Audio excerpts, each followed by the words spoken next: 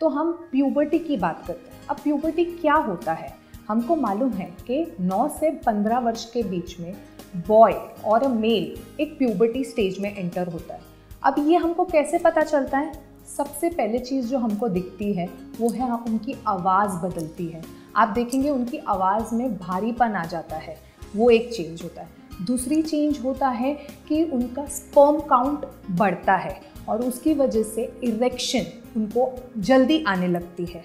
अब ये तो बात आई 9 से 15 वर्ष, पर जब वो आगे बढ़ते हैं, जैसे वो 30-40 वर्ष में आते हैं, तो स्ट्रेसर्स जो हमारी ज़िंदगी के पूरे स्ट्रेस को रेगुलेट करते हैं वो इंक्रीज़ हो जाते हैं। जैसे कि काम का प्रेशर बढ़ता है, हमारे कमाई का प्रेशर बढ़ता है, बच्चों की देखभाल का प्रेशर बढ़ता है, हर जगह से स्ट्रेस मिलता है।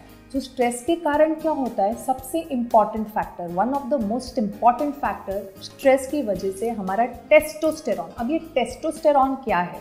दर्शकों, टेस्टोस्टेरॉन सेक्स हार्मोन है जो मेल्स में पाया जाता है और स्ट्रेस के कारण ये टेस्टोस्टेरॉन की मात्रा बहुत अधिकतर नीचे जाती है। अब जब टेस्टोस्टेरॉन की मात्रा नीचे जाएगी तो आप प्लेजर कैसे लेंगे? बिकॉज हमारा जो ब्लड फ्लो होता है वो कम हो जाता है और कम होने के साथ इरेक्शन नहीं मिलती है, ऑर्गेज़म लेडीज़ में नहीं आता, तो बहुत सारे नुकसान होते हैं।